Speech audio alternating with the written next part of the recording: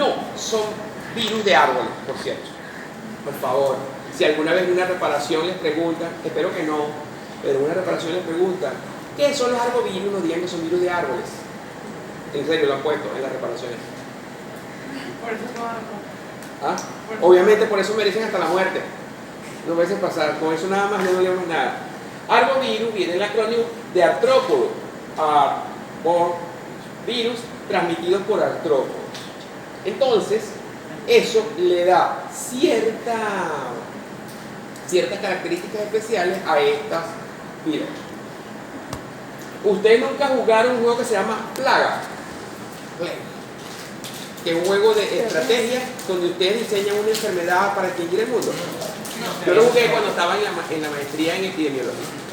Y entonces yo todas las enfermedades me las planificaba así.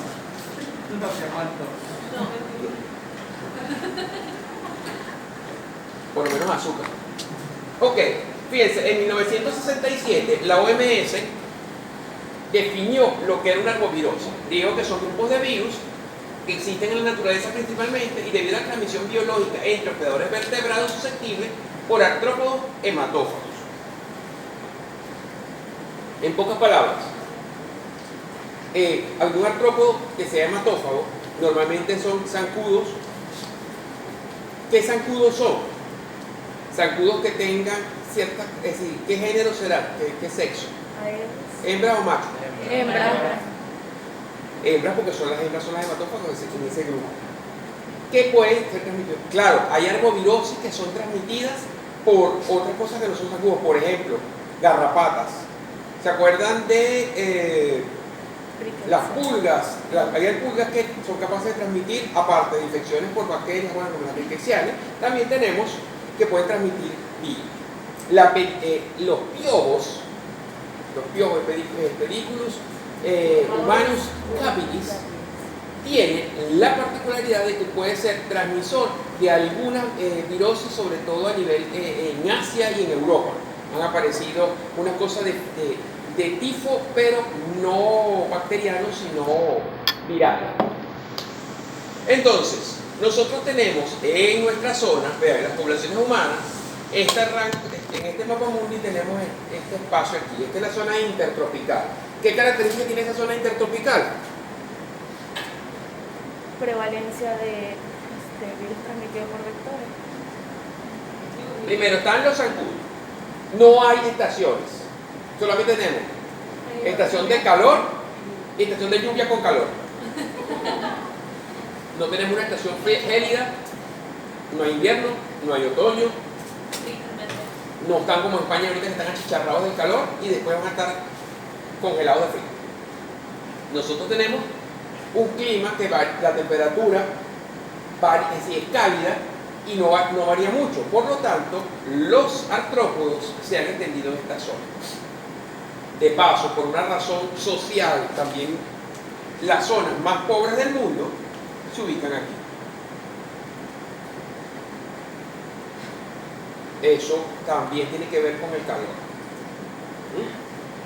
Entonces, en esta zona tropical están nuestros vectores biológicos.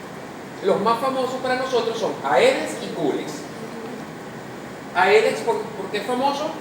Transmisión de dengue, fiebre amarilla, urbana, bueno, y rural también. Aedes está metido en muchas cosas. Una de las cosas interesantes de los artrópodos es que están condicionados al clima y a los cambios. ¿Se acuerdan que nosotros tenemos el niño, la niña, toda clase de fenómenos de que llueve, frío, de repente sopla la brisa? Esas nubes de artrópodos son trasladados de un sitio para otro. Eso hace que haya aumentos de la frecuencia por temporadas. Por ejemplo, cuando no tenemos el fenómeno del niño, ¿se que el niño no llovía? Los casos de dengue, en ese momento era dengue nada más, disminuyeron notablemente. Pero luego vino la niña, que era todo lo contrario, no había frío, había lluvia y después calor. Entonces, llovió más y aumentaron los casos de dengue. Entonces tuvo que ver, hubo un cambio epidemiológico importante ahí, por el clima. Luego apareció algo más importante. Hasta ahora, nosotros en toda nuestra infancia crecimos con Aedes aegypti, ¿se acuerdan? Que todas las campañas, yo no sé si ustedes en la escuela, pero en la escuela, no sé, todos los años había una cartelera desgraciada, el dengue. Y una vez, para castigarnos a un grupo de amigos, a mí nos pusieron que hiciéramos las pancartas con unos dibujos horripilantes de eso, y nos pusieron en las calles a hacer propaganda de que bien, 2 horas ahí, más nunca me escapé de clase. Bueno, Aedes aegypti, ¿se acuerdan que nos lo habían pintado con mosquitos patas blancas? Ya ustedes lo vieron o lo van a ver en parasitología con Rodolfo, ¿cierto? ¿Lo vieron? Ok. Y luego, de hace unos años para acá, apareció Aedes albopictus.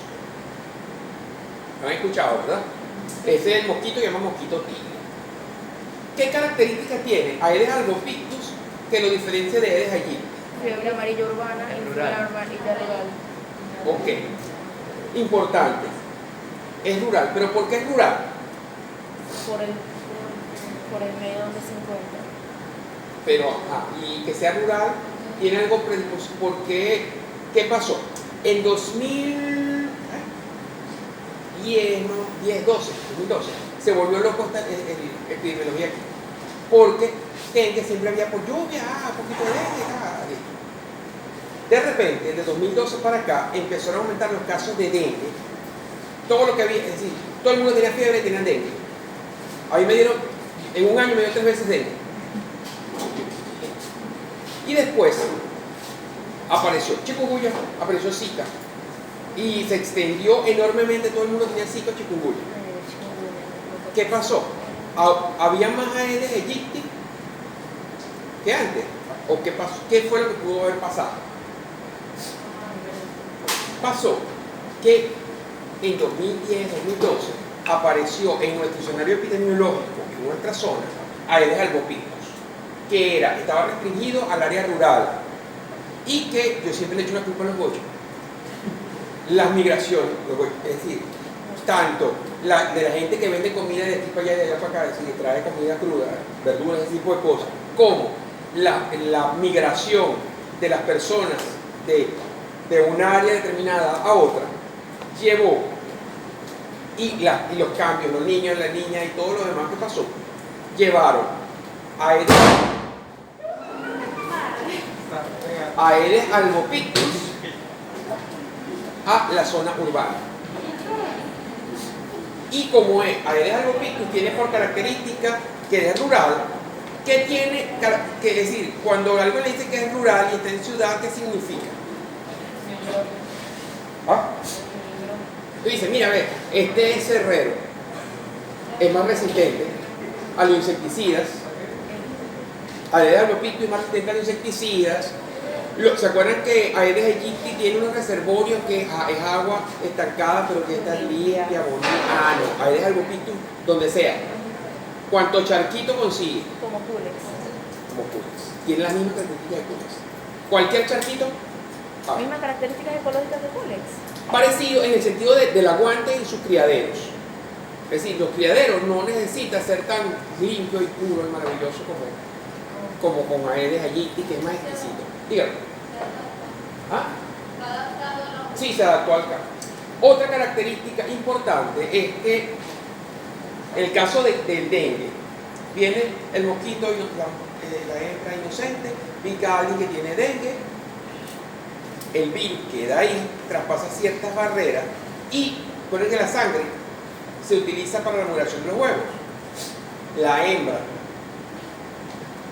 le pasa esa sangre para la maduración, desova, y en el criadero, esos huevitos de ahí están, es decir, cuando se desarrollan ya están infectados con el virus de dengue. Es decir, todo lo que salga de ese criadero va a estar infectado, es decir, van a ser inseminadores o transmisores del dengue.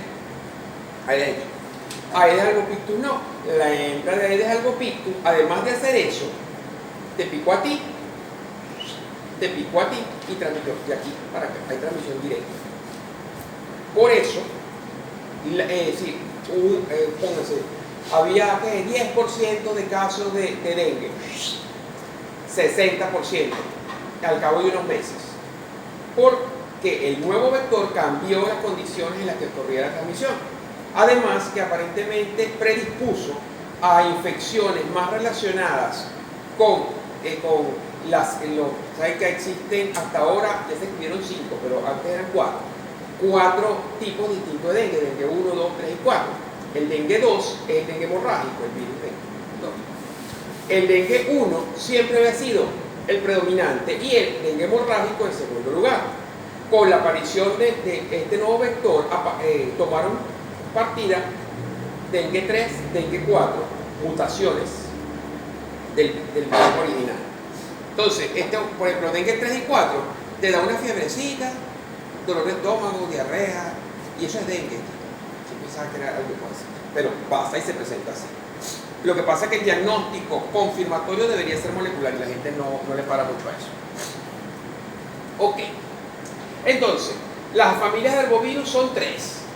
Los Guillain-Barré, los Flaviviridae y los Togaviridae. Fíjense, con los Guillain-Barré está la encefalitis de la Crohn, el antivirus y la fiebre orepucha. Son de esas cosas que nosotros no vamos a ver aquí por el momento. Son de esas cosas que ustedes van a escuchar de vez en cuando, que hay un brote de fiebre orepuche, que hay un brote de fiebre del Nilo oriental, esas cosas locas, o de antivirus, que es una de las cosas que más compromete la salud pública a nivel de África y Asia. Y todo transmitido por eso. Todas los arbovirosis en general se consideran ictérico-hemorrágicas. Esas infecciones ictérico-hemorrágicas, es decir, que son capaces de provocar cuadros febriles y que pueden desencadenar cuadros hemorrágicos. Claro. Entonces, cuando le digan, no, las infecciones ictero-hemorrágicas, dentro de los arbovirus están todos estos, pero también están dentro de la clasificación de la ictero-hemorrágica, incluso están parasitosas, como por ejemplo la malaria.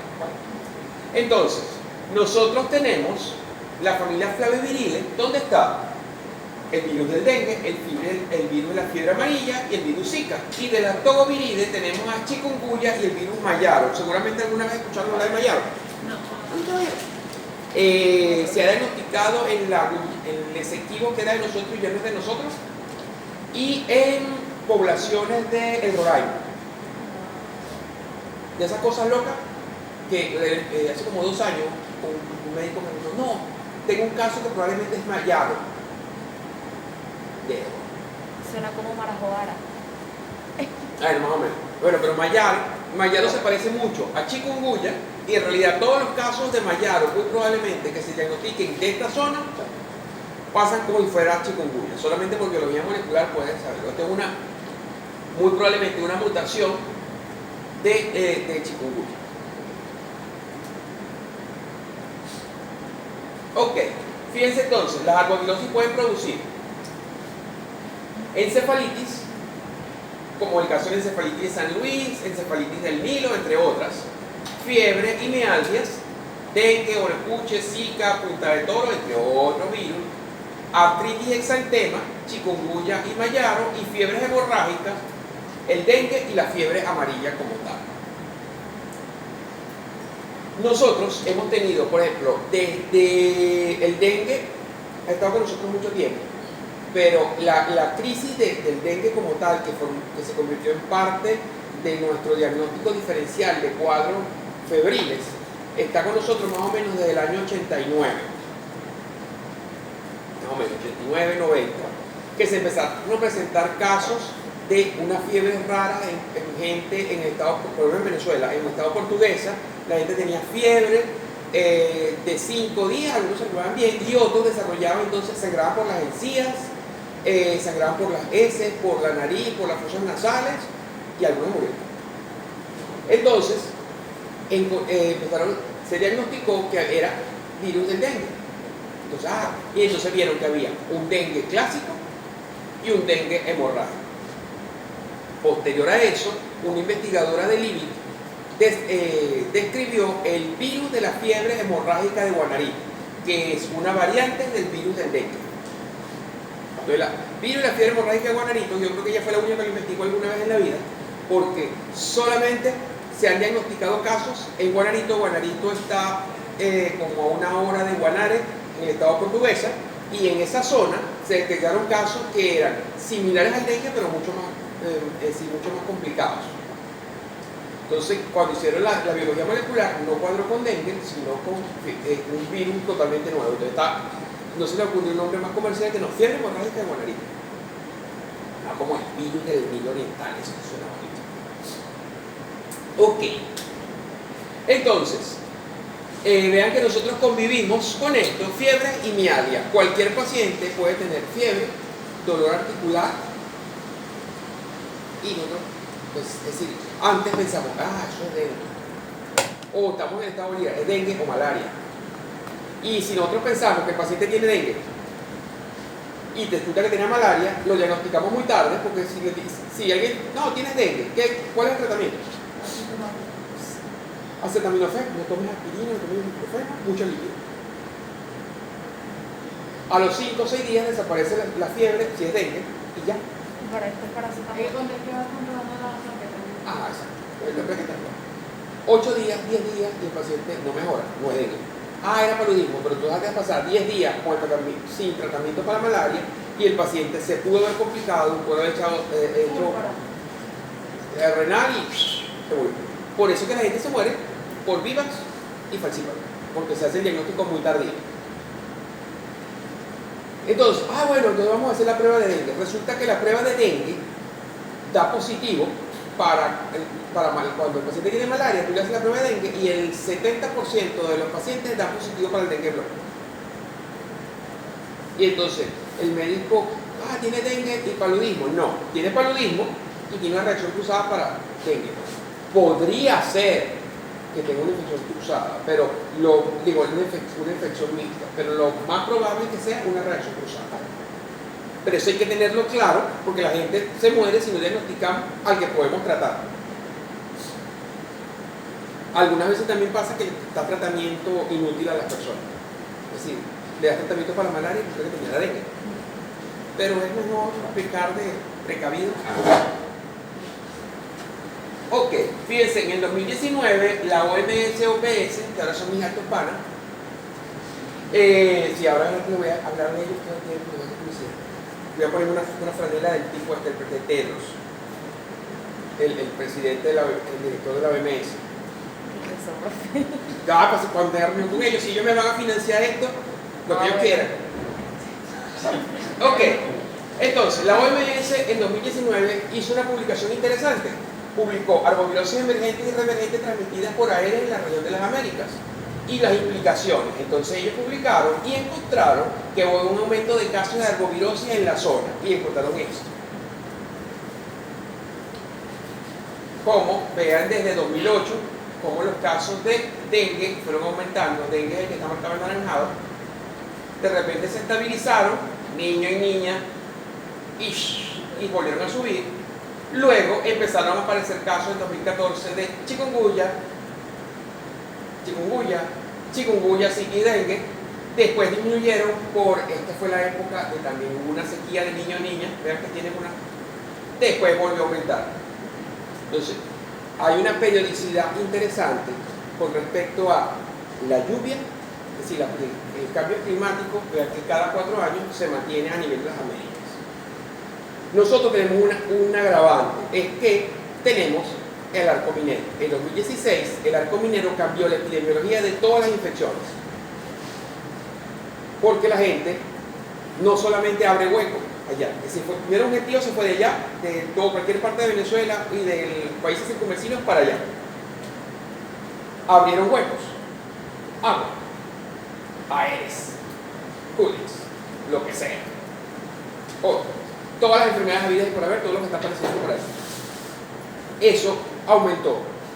Y predispuso entonces que pacientes tienen síndromes febriles, con cefalea, artralia, conjuntivitis y un rasgo cutáneo. Las 3 arbovirosis que vamos a ver hoy presentan exactamente los mismos síntomas, pero en momentos determinados. Dengue, chikungunya y zika. Y si nosotros analizamos por laboratorio, ¿Cómo ustedes sospechan por laboratorio que un paciente tiene dengue? Trombocitopenia. Ajá, disminución de la trombocitopenia. Es decir, el paciente tiene disminución de las plaquetas, pero resulta que la malaria disminuye las plaquetas. Bueno, por mecanismos distintos, pero las disminuye. Chikungunya disminuye un poco las plaquetas, no las baja tanto. Dengue sí.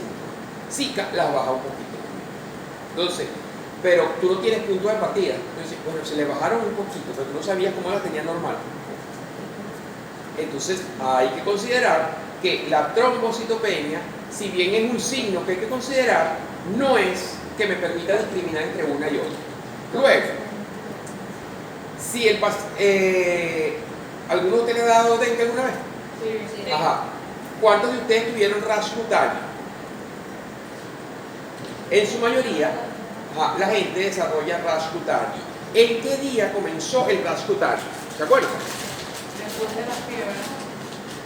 ¿Qué día prácticamente? ¿Cuándo te dio, hasta qué día te dio fiebre? Como en el tercero. Normalmente, el dengue 1 cursa así. Tienes de 4 a 5 días de fiebre y el día 6 aparece el rash cutáneo. Se exacerba hasta el día 8 y el día 9 comienza a desaparecer. Y lo que te queda es una extraña sensación de cansancio. ¿Por qué se forma el rash cutáneo? Porque el virus se encontró con anticuerpos específicos que tardaron 5 días en producirse. Virus, anticuerpos, se pegó aquí, se formó complejo antígeno-anticuerpo y esos complejos antígeno-anticuerpos se van pegando a los capilares y luego por diferentes mecanismos efectores terminan a nivel de los capilares de piel. Y hay una reacción inmunológica que es lo que hace que nosotros veamos ese rash cutáneo y ese prurito que es importante. Todas las enfermedades icterohemorrágicas provocan ese rash cutáneo en momentos determinados. Por ejemplo, en chikungunya, el rash cutáneo se presenta antes, más o menos al tercer día, y tiende a ser más, vamos a decir, más florido, y entonces no solamente rash, sino se hacen como una especie de máculas, manchas. No sé si se acuerdan aquella vez que cuando empezó chikungunya aquí, que la gente se sacó unas marcas que parecían más bien hematomas, la gente se asustaba mucho, resulta que era por eso. Y en el caso de Zika también se presenta bastante parecido al dengue, pero son menos. Pero el florito es peor en Zika. Ya ves por qué, porque es más superficial. Es horrible. Es más alérgico. ¿Y Sí. Dura más tiempo el florito. cómo es el diagnóstico diferencial? ¿Por la aparición de los síntomas ciertos días al día? Lo que pasa es que tienes que confiar en el paciente y obviamente no hay forma de confiar en el paciente. Exacto. Una regla básica para semiología: no confíen en el paciente. El paciente les va a decir que no está tomando medicamento y sí lo está tomando. Así cuando hagan historia clínica, desconfíen del paciente. Crucen la información, hacen como en el 6CPC. Yo tengo un amigo que la doctora Melania y Llorelli lo hicieron llorar porque él se confió que el paciente le dio todo el tratamiento y el paciente delante de él le dijo: no, yo no le dije eso. Y el chavo me llama llorando. Y yo: ¿qué pasó? ¿Te murió alguien? No, me regañaron, me dijeron que no servía para nada. Pero es que no. Que te manda con el paciente. Voy a matar a ese paciente. A mí una paciente en una historia me dijo: no, es que ese demo me salió anoche. Desde anoche yo tengo la pierna así.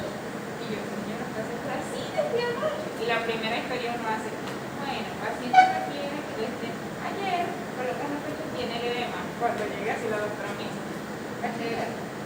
¿cómo pasó esto? Y yo: doctora, ¿esto fue lo que me dijo el paciente? No confían en el paciente. Eso no. Sí, hay que cuando comprar información, preguntarle a los familiares. No, pero tampoco fue que pensamos, porque éramos un grupo más o menos. Y la señora tenía un edema como así. Claro. Claro. Entonces vamos a profundizar un poquito en el dengue. Ok. Que sabemos es la infección humana por arbovirus más frecuente del mundo. El nombre se origina en suajili, que significa calambre causado por un demonio o ataque repentino causado por un demonio. Okay. Es una enfermedad infecciosa aguda producida por el virus de dengue. Importante que sea aguda, es decir, que tenemos síntomas nos curamos, sobrevivimos, estamos listos. Solucionamos. No es como chikungunya, que es una enfermedad infecciosa aguda que puede convertirse en crónica por las secuelas. ¿Ven? Entonces, un flavivirus, hay 4 serotipos conocidos de dengue, 1, 2, 3 y 4, y un quinto serotipo que está en estudio, que se diagnosticó en Asia en primates selváticos, por supuesto es de un virus ARN, pero que tiene una mutación bastante más lenta. Fíjense que es ARN monocatenario, es decir, una sola cadena, cápsidas de tipo icosaédrica, dotados por sujetos de envoltura. Entonces, si ustedes hubiesen visto el video, la introducción a los virus, que lo estudió la doctora Isora, que no han visto, lo sé que no lo han visto, no lo estoy calumniando al decirles que no lo han visto. El virión contiene 10 proteínas, central, membranal y una glucoproteína. Estas glucoproteínas son bien importantes porque nos ayudan a hacer el diagnóstico temprano. Y también tiene 7 proteínas no estructurales, tiene forma esférica, fíjense que mide de 40 a 50 nanómetros de diámetro. Por lo tanto, es imposible que nosotros podamos observarlo a simple vista cuando parasita células vivas. ¿Cuál es la célula viva que parasita? ¿Dónde vive el virus del dengue? Si provoca trombocitopenia es porque en plaquetas, sí. Su sustrato de desarrollo son células plaquetarias. Se desarrolla ahí, se replica y luego se destruye y sale a parasitocito. Por eso vamos a tener destrucción plaquetaria. El mecanismo de trombocitopenia es por destrucción plaquetaria. A diferencia de malaria, que en malaria no hay destrucción plaquetaria sino secuestro plaquetario, porque las plaquetas, los anticuerpos que se forman contra el parásito, se pegan a las plaquetas, hacen como una especie de microtrombo y que queda atrapado en el vaso. Iba a preguntar, profe, ¿estos arbovirus no producen anticuerpos antiplaquetarios? Sí, pero en menor escala. No como la malaria. Más bien, el virus evolucionó para parasitar las plaquetas justamente porque son células que aparentemente no inducen respuesta inmune. La replicación es citoplasmática, obviamente, porque es dentro de una plaqueta que no tiene núcleo. Entonces aquí tenemos la molécula de tipo esférica, icosaédrica, del virus del dengue, tiene unas proteínas de envoltura que varían dependiendo. TEM es el dengue, es decir, el serotipo. TEM 1, 2, 3 y 4, cada uno tiene alguna variación que me permitió clasificarlo. Entonces, TEM 1 es el virus relacionado con el dengue clásico. TEM 2 está relacionado con dengue hemorrágico y 3 y 4 son las subvariantes que dan un dengue similar al clásico pero con sintomatología menos intensa. De esas cosas interesantes es que como es un virus ARN monocatenario no segmentado, tiene poca variabilidad, ha variado, pero tiene poca variabilidad en el tiempo. Por lo tanto, nuestra inmunidad aparentemente dura mucho tiempo o es permanente. Nadie la ha terminado de clasificar. Es decir, a mí me dio dengue clásico una sola vez en la vida. Me dio dengue hemorrágico una sola vez en la vida. Es decir, que a mí me ha dado 3 veces dengue, me falta uno, si acaso. Si en algún momento yo negativizo anticuerpos contra el dengue, podría reinfectar. Pero normalmente, después que uno le da dengue, los anticuerpos permanecen casi toda la vida. Eso es importante porque por eso es que es una infección que subió y después bajó, por estas variaciones. Y eso lo hace susceptible a la vacuna. Hay una vacuna que se llama Dengvaxia. Aquí se matan con los nombres. Ok, fíjense entonces, una proteína de cápside que nosotros denominamos C, pero las proteínas de envoltura son interesantes, y esta proteína de membrana M, porque es la que nosotros podemos detectar, y nosotros tenemos una prueba de laboratorio que se llama NS1, que es carísima, que me permite detectar el antígeno de envoltura o el antígeno de membrana del virus al primer día de fiebre. Entonces yo puedo diagnosticar, el paciente tiene dengue al primer día. ¿Por qué? Porque la prueba de dengue block, que es la de el dengue me tira anticuerpos IgM, IgG, ya que no puedo ver el virus porque no puedo verlo, porque es para microscopía electrónica, no puedo montar biología molecular porque no tengo, entonces se hace algo que se llama dengue block, que es simplemente una pruebita positivo o negativo de anticuerpos. Pero los anticuerpos para el dengue se positivizan a partir del quinto a sexto día. Por eso no tiene sentido que, tiene fiebre, sobre todo vamos a pelear mucho con las mamás. Mi hijo tiene dengue, tiene fiebre, ¿cuántos días? Un día. Vamos a hacer la prueba. Está negativo. Yo por lo menos yo le digo a todo el mundo, no me da la gana, no se le va a votar, porque es una pérdida de tiempo y de dinero hacer una prueba de dengue si tiene menos de tanto tiempo. Luego, en cambio, la NS1 se positiviza al primer día, pero pónganse, la diferencia es notable, $20 contra 5, una cosa así. Y después yo le reflexiono, lo que pasa es que las madres son madres y no tienen lógica. ¿Tiene dengue? ¿Qué va a tomar? Acetaminofén. ¿No tiene dengue? ¿Qué va a tomar? Acetaminofén. ¿Cambia algo que sepa que tiene dengue o no tiene dengue? No. Sí, a mí me parece una de las cosas más absurdas del mundo es este tipo de diagnóstico, si yo voy a esperar aplicar terapéutica si sabe tiene dengue o no. Me interesa más discriminar otro tipo de cosas. Lo que sí hay que saber es eso, de que una prueba de dengue negativo no descarta que tenga dengue. Hay que saber en qué momento se hizo. Profe, la prueba de dengue blood es similar a la de, creo que se llama Western Blot. la de malaria. No, porque la de malaria es también una tontería. Es decir, si busco anticuerpos, yo necesito saber en qué momento se generan los anticuerpos. Los de malaria se generan después de una semana. Y me dicen que si tengo la IgM no tiene mucho sentido. La IgG me dice que estuve en contacto con el parásito, pero no significa que esté activa o no la infección. Y solamente dura 6 meses. Por eso la serología para malaria no tiene mucho sentido, a menos que sea la prueba de diagnóstico rápido, que mido antígeno. Acuérdense no confundir anticuerpo con antígeno. Anticuerpo es lo que mi organismo responde. En cambio, antígeno es que estoy directamente tratando de diagnosticar, de identificar el propio agente directo, sea un pedacito de él o él como tal. En este caso, el antígeno de membrana, bueno, ya sabemos esto. Fíjense que epidemiológicamente de 50 a 100 millones de casos anuales en 100 países. Hay 24.000 defunciones, la mayoría de esos son en niños que no controlan la fiebre, los mecanismos de fiebre se alteran muchísimo y los niños pueden hasta convulsionar por los casos febriles. Algunos desarrollan cuadros hemorrágicos, otros reciben tratamiento inadecuado. Por ejemplo, la gente que se moría por dengue era porque desde tiempos inmemoriales desde que apareció el ácido acetilsalicílico, la aspirina, fiebre, aspirina. Entonces, la aspirina provoca